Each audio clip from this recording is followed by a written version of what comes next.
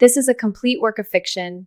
Content described has no relation whatsoever to any real persons, organizations, nations, or events. This work is fiction.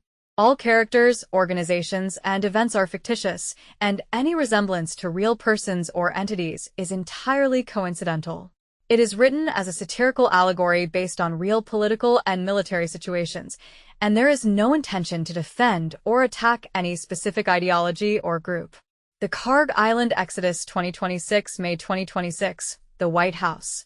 The generals of the Joint Chiefs of Staff and CENTCOM, Central Command, all had stiff expressions on their faces. President Trump easily dismissed the blockade plan they had carefully devised. Blockades are for the weak. We're going to take Kharg Island. That's Iran's wallet. If we occupy it, the threat to Israel disappears, and I can control the price of crude oil. Look at Iwo Jima. The military opposed it then too, but we won. It will be the same this time. Probably. The final probably was whispered so softly it was almost inaudible. None of his aides reacted. Trump looked momentarily confused by his own words, but quickly spread his arms exaggeratedly and continued. Anyway, Iwo Jima. That was a great victory. Everyone opposed it. But we won. Okay? Ok. While the generals remained silent, only Vice President J.D. Vance interjected quietly but clearly. Mr. President, Iwo Jima was an isolated island in the middle of nowhere, separated from the mainland. But Kharg Island is at Iran's throat, an enemy sanctuary right under the nose of the mainland. Manifest Destiny is the great story of our ancestors who opened up this continent. However, destiny is a word of faith, whereas firing range and supply lines are military realities. Ignoring military judgment and plunging into enemy territory in the Persian Gulf on destiny alone is not faith, it's a gamble. Trump glared at Vance for a moment, looking displeased. On the desk, an old Iwo Jima photo book someone had brought in remained open. It was that famous photo of soldiers raising the stars and stripes on Mount Suribachi. Tapping the page with his finger, Trump said, J.D., you're a smart guy. You read books. But you see, being too smart can sometimes breed defeat. Our ancestors who shouted, Manifest Destiny, at Iwo Jima didn't calculate profit and loss. I am here to win. God has promised to give us this island. Probably. There was that probably again. Vance said nothing more. He simply dropped his gaze with a deep sigh and gently closed the pages of the photo book. The generals despaired. If Iwo Jima was an isolated, lonely island, Kharg Island was the front porch of the Iranian mainland. It was literally a death trap, willingly jumping into the range of enemy missiles and drones. However, Trump's arbitrary decision was not overturned, and 3,000 Marines were sent to the gates of hell. The gunfire of despair. You cannot drink oil just days after the landing. The supply fleet was decimated at the entrance to the Persian Gulf by Iranian locusts and lightning strikes. Kharg Island, surrounded by the world's most valuable crude oil, was transformed into an isolated reef, where not a single drop of water could reach. A week after the operation began, a video posted on TikTok by a soldier holding up a mud-covered, cracked smartphone shocked the entire United States. The screen was cracked, and a small notch was dimly visible through the mud at the top of the screen. In the background were burning oil pipelines and comrades whose voices were hoarse from thirst. Listen to me. There are billions of dollars worth of oil under our feet. But you cannot drink oil. Iwo Jima? Don't joke around. Over there, you could still see friendly fleets beyond the horizon, right? Here, all you can see are enemy drones. To protect Israel's oil, we are drinking our own urine and dying. I didn't volunteer to say things like this, damn it. His voice trembled at the end, and the video cut off there. This video was viewed 100 million times in a few hours, and the hashtag you cannot drink oil dominated national trends. An unprecedentedly fierce anti-war public sentiment engulfed the entire United States.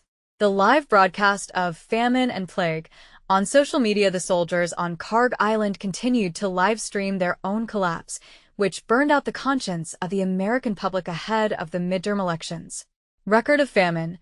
Footage of soldiers with hollow cheeks and sunken eye sockets, having lost their reason, brawling over the last bag of meal, ready to eat, MRE, a pouch of menu number 23, chicken pesto pasta, spread in real time. The winning soldier tore open the pouch, scooped up the spilled sauce with his finger, and licked it while crying. Terror of plague, fever breaking out from unsanitary extreme conditions. Young men with festering skin, suffering from high fever, clinging to the camera saying, "Mom, help me." One soldier tightly grasped the dog tag hanging from his neck with trembling hands, repeatedly tracing the name engraved on it with his finger. Parents who saw this were frantic, and anger towards the administration starving our children to death exploded in Washington. Hundreds of thousands of demonstrators surrounded the White House, demanding immediate withdrawal. The apocalypse at the White House. Vance's decryption, November 4, 2026. As the midterm election votes were being counted, President Trump sat in silence before a monitor showing Republican seats being lost one after another. J.D. Vance appeared. In his hands was an old Bible. Vance placed it on the desk and was about to open it, but stopped. For a moment, he had an expression as if he didn't even know what he was about to do. However, seeing the live footage from Kharg Island on the monitor, the figure of a soldier lying motionless in the desert, he opened the Bible as if resigning himself and slammed it onto the desk. Vance. Mr. President, Iwo Jima was just an island, but this was the land of prophecy. I am about to say something I cannot even believe myself. But there is no other explanation. We are facing not a military failure, but a divine plague. Look at this. The 8th plague, locusts equals drone saturation attack. Vance pointed to the swarm of suicide drones turning the sky black on the monitor. They covered the face of the whole land, so that the land was darkened, and they ate all the plants in the land and all the fruit of the trees that the hail had left.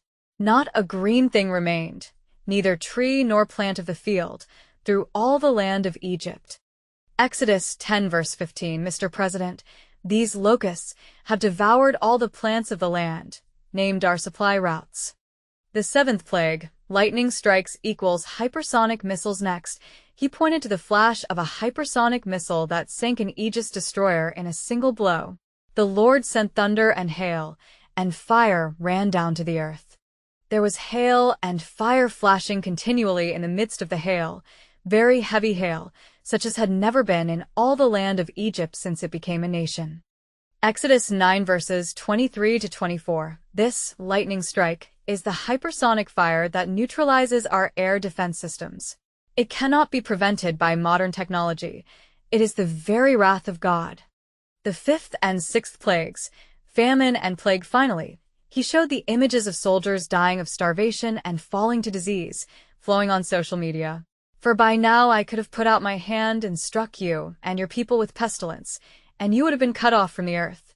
Exodus 9 verse 15. The reason the soldiers are dying is that God is trying to wipe us off the face of the earth. Vance closed the Bible. His fingers unconsciously traced the frayed edges of the leather cover. He seemed to be the most bewildered by the fact that the words he spoke perfectly matched reality. The end.